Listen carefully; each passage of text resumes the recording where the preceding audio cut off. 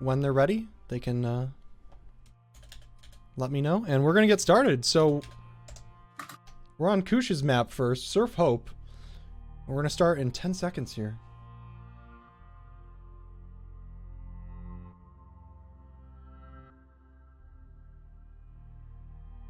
I just realized I'm not spectating anyone. Wow. Okay, there we go. So this is a very interesting map. It's a tier 5 map, but the stages are kind of all over the place in difficulty. In my opinion, the first stage is extremely easy, and the last stage is kind of hard. I won't lie, never seen this map in my life. Really? Okay, No. I want to say it's a TF2 map that was ported to Counter-Strike because of some of the textures you're going to see on these later stages. They're a little bit advanced. As you can see, the hands sticking out look pretty neat. But yes, this is a tier 5 map, relatively difficult. One of the higher difficulty maps in the Surf server, and Koosh holds the record. It's a 3-stage map, and it's fairly short. And what we're already seeing is Koosh screwed up, and he's not going to reset. He's just going to keep going, and I really like that strategy of not resetting every time you screw up. It's a little bit different than how normally people surf when they're going for like personal records or world records, but as we've stated multiple times, it's the smart thing to do. It's definitely the smart thing to do. And Koosh, with relative ease, gets that time on the board.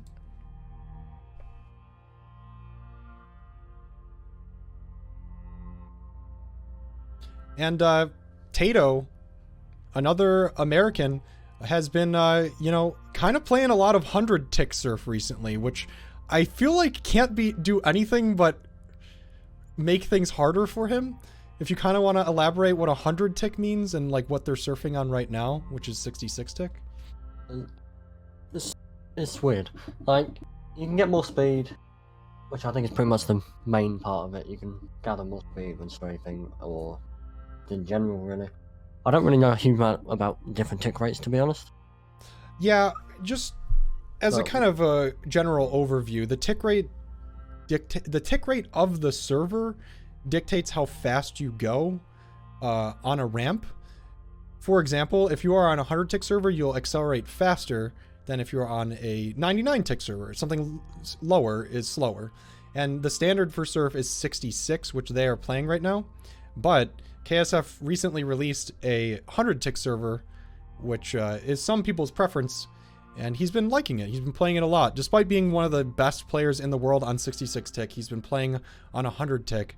And I don't know if the fact that he's accelerating slower on this server compared to what he's been playing very, very recently is going to actually come into play, but it's interesting to see if it will. Like, if he's screwing up a lot, it's definitely an indication that the 100-tick virus took him over. What I find interesting is the fact that he's still doing a run, so he's doing this just to practice by this point, to get the stage 3 down. Because he knows that Koosh has already got a time of, what, plus 8 seconds. But he's continuing with it anyway. I think that's a very smart decision, too, because, like we just saw, Joshua, on a map, at least according to the times when we went into the map, he was not really familiar with it at all, and he almost won it, like, right at the end. So, with a little bit of practice, it might go a very long way, because as we saw, Koosh's current run time has, I believe, 1 foul in it. So if that remains and Tato gets a no foul, which is very much a possibility, he could take down this first map.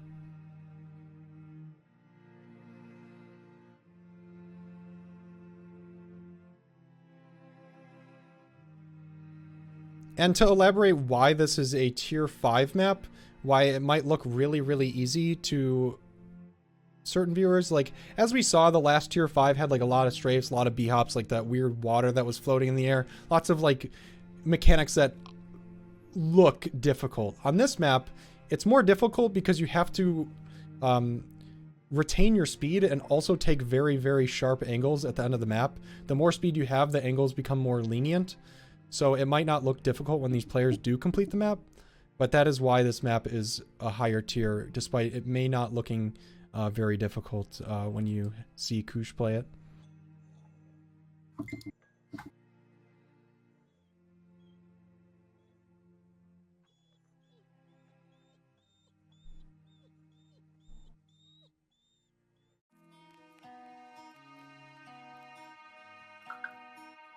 We got 5 minutes left on the map.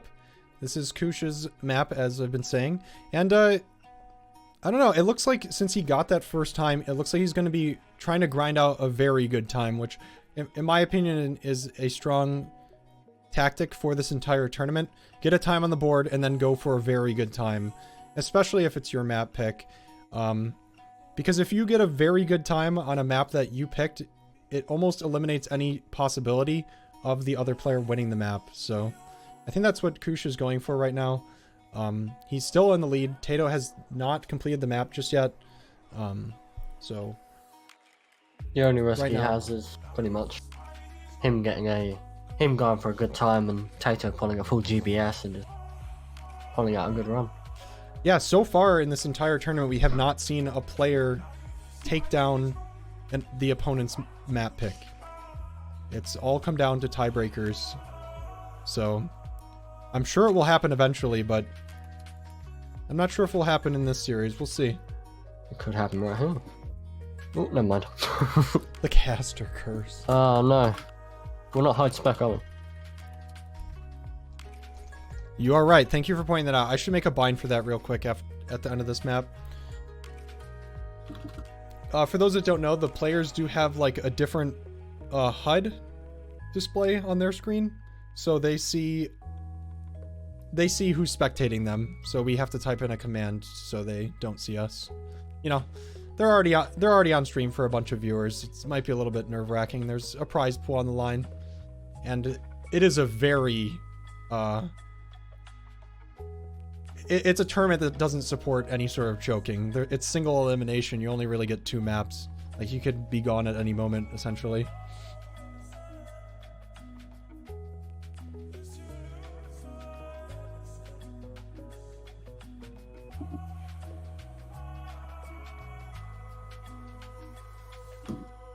So, Silver, now that you've seen this map for a little while, how do you feel about it? Because I think it's kind of interesting. Yeah, like, I mean, it might be hard to have insight if you haven't played it before. Yeah, I've never played it, but I don't know. Like, you sort of know if you're gonna be good at a map or not by the first time you play it or the first time you watch it. You go, oh yeah, that's a thingy thing map, you know, whatever player. People say that to me a lot. Oh, it's a Silverthing map because it's trash. And you know, you always sort of know if you're gonna be good or bad at a map pretty quickly.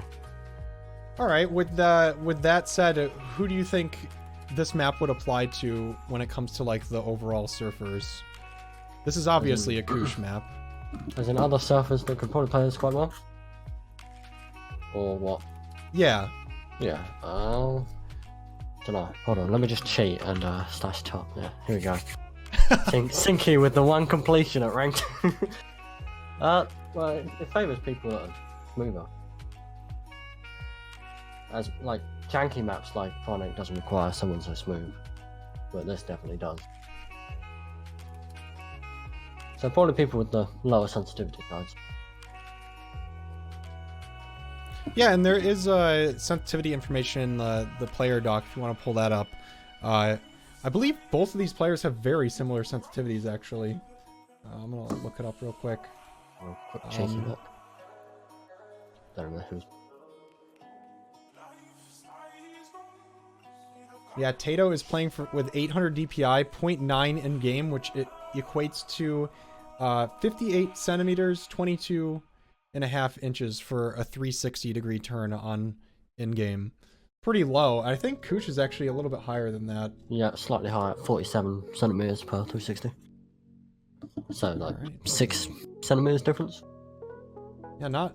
So, fairly similar sensitivities. But, again, very, very low. I think Green Void is the only player in the entire tournament that has, like, a relatively high sensitivity.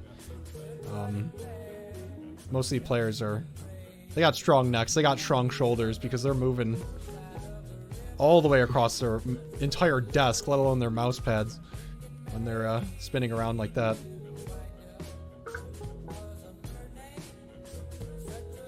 Ten seconds remaining. Tato screwed up on a no-foul run, but it might still be good enough. He still has a chance. Yeah.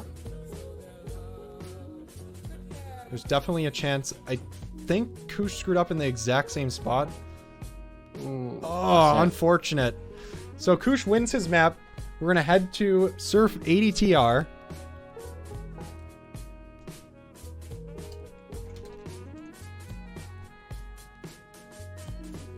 Oh, could you pull that up for me real quick?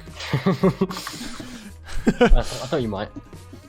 I think they're ranked 6 and 7 on this map. Alright, so we're going to switch to the next map. This is Tato's map now. So again, so far, everything's going according to plan for all these players. They're winning their own maps. I don't know if you saw that at the end, but Koosh actually got plus 2.17 seconds to the world record on the last run. Oh wow, nice. Hide spec. Thank you, chat. You know, I'm actually going to switch scenes and make a real quick bind for that. So I just have to press a button instead of type it in. Yeah, rank 6 and 7 on this map. God, chat is so helpful. Thank you. Alright. I know. Alright, we're back. So Boom. less than what's that, 0.2 of a second between them or something like that? 0.3 of a second on this map. My hands are wet. So both players are saying they're extremely nervous. Alright, Koosh is ready. Tato is like practicing right now. And he's ready. Alright. Starting in 15 seconds. This is Tato's map. He's freaking out. He said he's more nervous than his first world record. And yeah. Things can get pretty nerve-wracking when you're going for good times. If you want to elaborate on that, I don't know if you have nerves of steel, but I personally have experienced that several times in surf, just being extremely nervous. Yeah, my worst case was definitely when I went to one-shot Surf LT Omnific.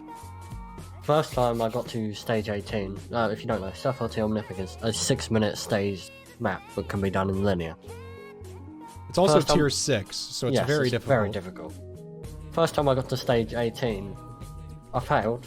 Well, no fail, I failed it, and I genuinely had some form of tunnel vision going on. It was extreme, heart rate going absolutely insane. A lot of people have that with just getting decent times, top 10s or world records. Yeah, evidently they're having that right now. It is nerve-wracking, and it honestly doesn't really show in the gameplay.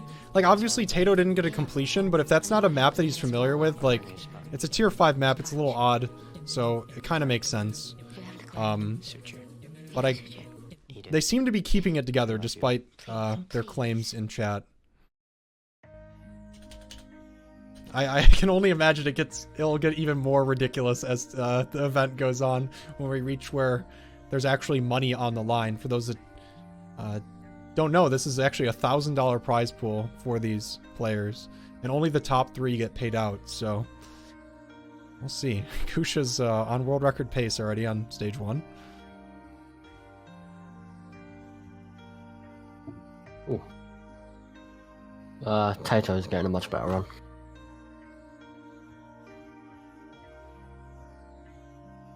Yeah, they're both kind of on the same spot in the map. Tato just failed. And what tier is this map? I believe this is 3. Yep. Alright, it's a tier 3 map. It's intermediate difficulty. But man, there are a lot of interesting shortcuts on this map. The thing that Koosh is doing right there is a substantial shortcut. If you don't do that, it's about, I want to say about 1.5 seconds slower. Because you're supposed to ride that ramp all the way across and then go over. But he's kind of choosing to like do a real fast 180 off of it. Like that. So it's significantly faster. Which is interesting because on the last map we saw Koosh play very conservatively on his first run. He's already done a run though. Oh, on this map? Yeah, I mean it's very slow. It's plus 25, but yeah, it's done a run. Oh, okay. I didn't see that. So He's retaining coming his in for a tactics. decent time now. Bit messy, but he'll get the time. I didn't realize this map was so short. It's 30 seconds long. Yeah, it's very short. I think Tato will take this. Yeah, I think he just needs to get his nerves together. He did pick the map for a reason, so. Yeah, oh my god, that actually worked. He just bounced off the corner of the ramp. It's not fast to do that. It's better to surf the ramp, but apparently that's a thing that you can do. But yeah, Koosh's time is about a second away from the world record, so if Tato can stay below plus 1 second for this run, he will be able to take the lead. Maybe not for long. Koosh is coming in with a very decent time behind him. Oh no. I saw that coming. They're very simple mistakes, but leaving the start zone as quick as possible for each stage is very important. Time spent walking around is still time spent on the timer. So it might seem like a very amateurish mistake to just like screw up a jump at the start of the stage, but especially the last stage, the angle is a little weird and how early you can jump.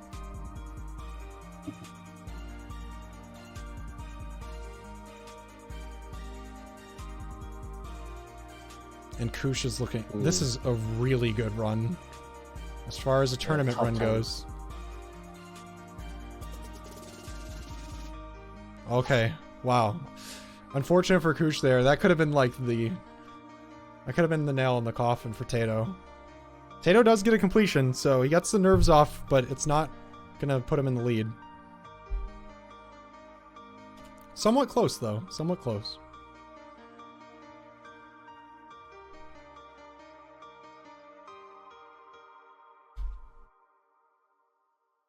We do have a little bit of player profile information. Someone put Tato's favorite flavor of ice cream is vanilla. So you guys know that now. If any of you guys are fans of vanilla ice cream, Tato's your boy. He can sort you out. But we have a little bit more information on Koosh. He's actually very good at every game he plays, apparently. Don't do it. No. We'll see. He got Global Elite in CSGO. We'll skip that other one. Wait a second. Is that good enough? I didn't want to... Hold on. What's up? We're not going to go over player information when... Okay, Koosh and Tato are both finishing the map. Alright, so now we have a little bit of a break, like for 20 seconds here.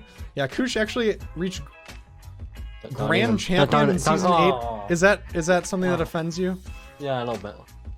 He Grand Champion in Season 8 of Rocket League. There's actually a lot of... Oh, you were playing with him? No. Oh. No, but he shot up the ranks very quickly. But yeah, for those, it actually kind of makes sense that Rocket League is a very like heavily movement-based game. A lot of the top-level surf players are also very good at Rocket League, and Koosh is one of those players. I believe Melinder is semi-pro.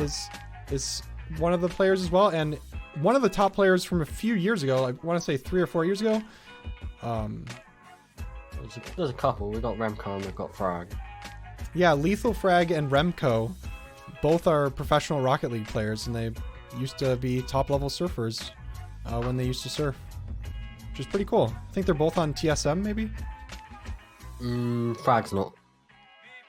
They were on their own. They were on a team together for a while, but now Koosh just got a nice time as well. Tato's calling GG. Thankfully... It's just a joke. Yeah. I believe Tato is also a very young gamer. There's a lot of young gamers, young guns in this tournament, so they might be a little dramatic sometimes. He's been getting some decent runs, but if he can just get one really fast. How long have they got left? About 2 minutes? Yeah, the timer is saying 2:30. And this is a 30-second map. And it's only 4 stages. And all the He still stages are got like this- 7 seconds long, so... Oh, wait, I've just realised. The time that Koosh got was actually faster than his PR. So I think that might be why he's calling GG. Faster than Tato's PR? Yes. Oh, man. We'll see, we'll see.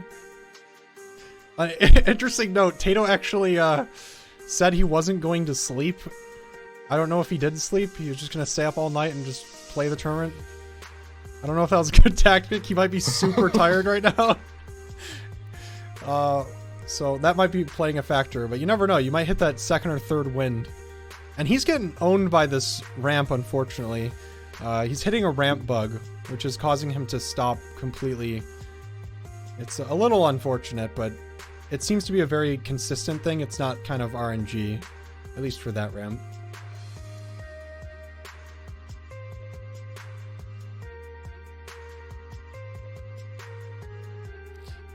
I'm not sure how to do this stage faster, but it seems like both players are losing a lot of time on stage 2 compared to the world record. Fairly certain Koosh is about to beat his own PR. Oh, maybe not. No, he did. Koosh just beat his PR and got another top 10. Remember when I said getting top 10s in this tournament was probably going to be a rare occurrence? I guess not.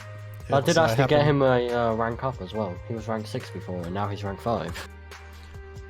Wow, 0.01 improvement for rank 5. But, again, you never know. Tato's surfing half sideways now. Yeah, I think you're doing by that point. We can talk about that some other time. Half sideways, I guess we could just elaborate on what half sideways is if Tato's is going to show us what it is. Yeah, right why now. not? So, as you can see, you point halfway into the ramp and halfway out. Simple as. Also sideways and backwards. They're all on the KSF server timers as well. It may look disorienting and it may look difficult. It's because both of those things are very true. It's hard. Oh, he's doing the classic. The best kind of half side. The one without binds. Alright, so Tato, one of the 3 Americans. What? Wait.